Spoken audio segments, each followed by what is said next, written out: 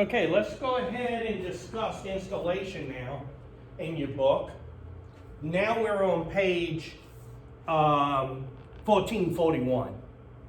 And it says there are two types of installations. Window and wall.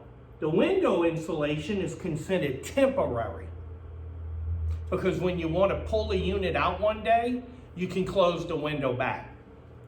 The wall installation is considered permanent because you have to cut a hole in the wall to fit the window unit through the wall.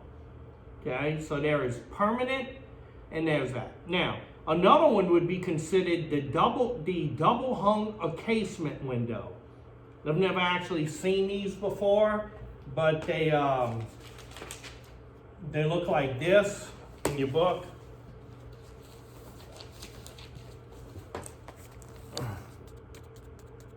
See how it's in so look right here, it's kind of like this.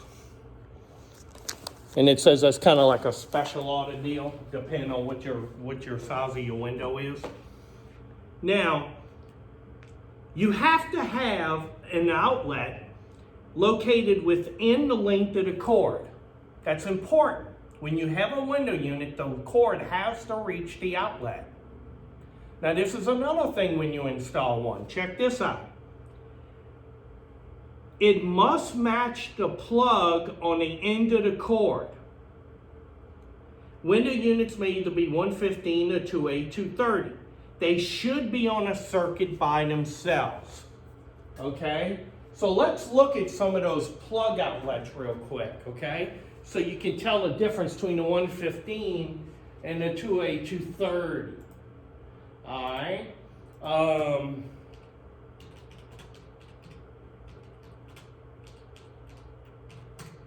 Here's a 115 volt. Okay. Normally looks a little like this. Okay. That's what you would see normal. Now let's look at a 220 now. Like you would have on a dryer or a window unit or something in your, oh, I did 220 volts. Hold on. I'm gonna mess Google all up. It ain't gonna be able to Google. It'll be gaggling or something, choking. All right, so this is a 220. You can see the difference in the outlet shapes, okay, for 220. They're gonna have a different outlet shape, okay? So let's see, outlet plug shapes. See how they look different for different sizes? Whatever size you have, or whatever configuration, you need to make sure your unit matches what's on the wall, or you're going to have to get another outlet and change the end of it. Okay? That's what you're going to have to do. Now, here are some, like a chart here, it tells you 125, 115, and depending on the shape of your plug, what the amperage is for the one you're using, to make sure you're in line with the right amperage for the kind of wiring they have in the wall. You should know that too. These are all readily available for you online, and I'll be giving you that handout in class too. Okay, so let's go back to this now. You have to make sure. Now, another thing it asks you to do is make sure, if at all possible, it's on a dedicated circuit unto itself. All right, now follow along on page 1442. A window unit gives best total circulation when it's in the right place. Check this out. It must be on a room with a circuit by itself. You can add up all the amperages and make sure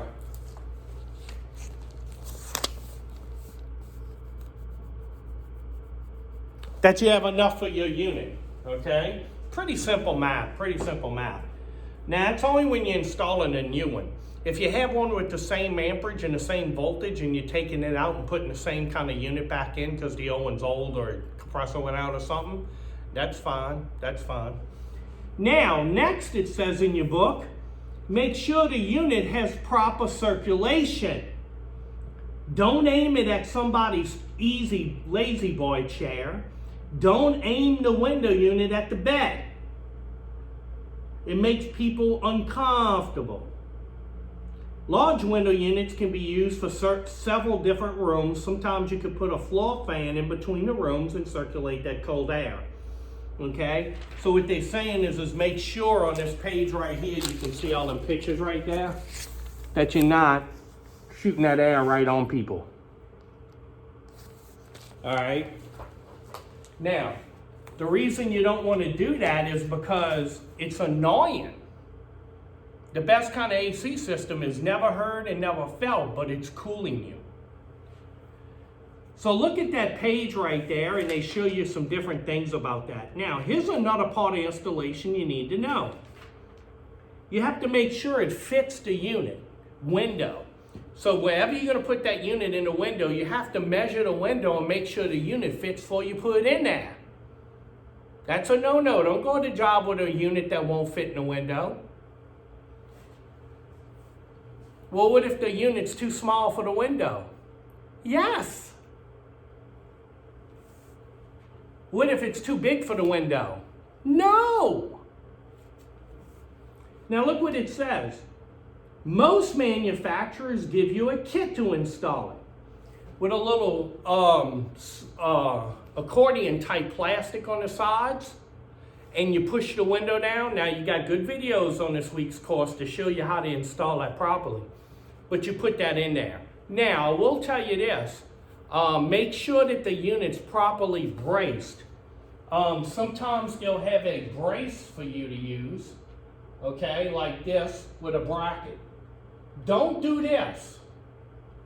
In fact, you'll go along the road sometimes and see a window unit with a 2x4 jammed up against the bottom trying to keep it supported.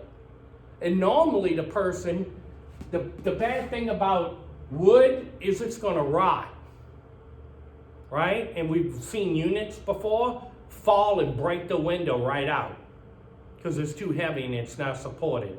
And it's starting to lean and it tears up the window. That does happen. It has to be done properly.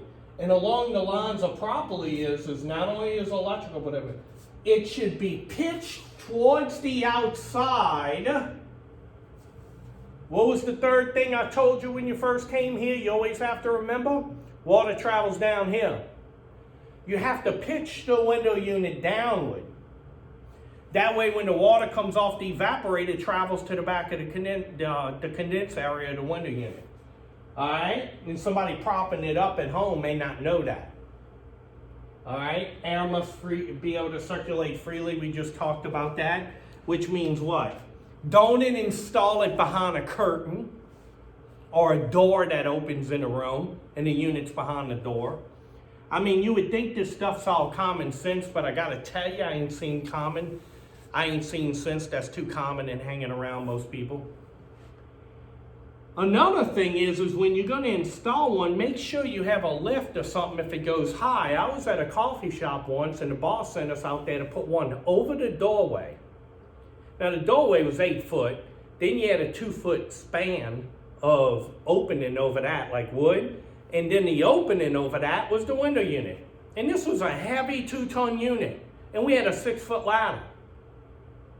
So we had to stand on either end, pick up the unit, walk up the ladder and try to get it over our heads. Well, we kept sitting it down because it was exhausting us trying to get it in there, and it was something. So make sure you have the proper things to do to get it in there. All right? All right, so make sure it's properly braced and it's draining the water and things like that. Another thing it says is don't put it in an area where water is going to drip down on the floor towards people, like that. Okay? Now the code word for this video is JAWS. Now, here, as you go along the French Quarter in New Orleans, you'd walk into a window unit. Bang! On the sidewalk. Bang! So guess what they did for the HVACR? Okay, I mean, for you people out here, French Quarter. But what they did for the HVACR is they ordered all window units out of the front of the stores. They could only be in the sides and in the rear. And most people started going to central AC. I used to install a central AC in the older parts of New Orleans. They weren't built for that. They were made 200 years ago, the Vieux Carré, and you had to figure out and be very crafty and creative on installing new systems. But they made them stop putting the window units because people would trip on them, run into them, trip on the water and all that kind of stuff, you know. It wasn't a good scene. Now, I will tell you this leads to a new wall sleeve I want to show you here in this picture. If you look right here, and what is that? Those are motels, okay? Hotels, the doors on the inside, motels, the doors on the outside, and you drive up to them. Well, what kind of window units they got in hotels? They got a unit called a PTAC, Package Terminal Air Conditioning Unit. PTACs look like this. And you see them in a room like this. They have a case in the wall, and you slide this out onto your dolly to work on it. And then you could slide it back in, or you lay down your tarp, you pull it outside, wash it and clean it, and bring it back in. Okay, I used to have see, that's what it looks like without the case on it. There's three things you gotta buy when you go to the supply house when you pick up a PTAC unit. You have to buy the unit, you have to buy the wall sleeve, they call it the sleeve that it slides in, and also a grill for the back of it so nobody busts up the coil. Okay, so that's the way you buy that. Now these come in all kinds of different configurations and things, okay? Here you can see the unit, you can see the wall sleeve it slides in, and also the back vent that goes on the back of here, screws on here to protect the condenser grip coil in the back of this unit, okay? Some of them have electric heat, but those are called PTAC units. Your book actually doesn't cover PTAC units, but you should know about them. So when you go to supply house, you should have all three of those pieces together that you buy. Don't just buy one and forget the rest, okay? You'll need all three of those. Sometimes you'll get a school contract or something and you'll have to install 40 to 100 of these, and that's the way it goes, okay? You pull this out the box. After you install the sleeve, you slide it right in, and then you screw the grill on the back. Now I gotta tell you, this is the good thing. Between Goodman, which is Amana, Frigidaire, Frederick, and all these different units, what is the size of the wall sleeve that goes in the wall for the hotels and the school classrooms and such things? They're all the same size. And the reason they did that is, what if Fredericks had a unit in a school and they wanted to switch over to Amana units? Well, it's the same sleeve, so all you gotta do is pull the units out or pull the sleeve out, and it goes in the same exact hole. And the reason they did this is because Amana wants to get into Frederick's holes, and Frederick wants to get into Amana's holes. So they create sleeves the same size so they could get into one another's holes. And that's the way they do that. So those are PTAC units, okay? Just so you'll know. And they come with wall thermostats. Here it is with the grill on the back, and here's the sleeve, okay? You know, in hotels, the only reason I don't really care for those is one person's in the bed here and the cold air is blowing across this person. The next day they wake up with a sore throat, and this person over here saying, wow, it was hot last night. But that's just the way these PTACs are, okay? Now, let's go back to what we were doing here. Talking about installations. Now, let's talk about next, we're going to get into the area of controls for these units.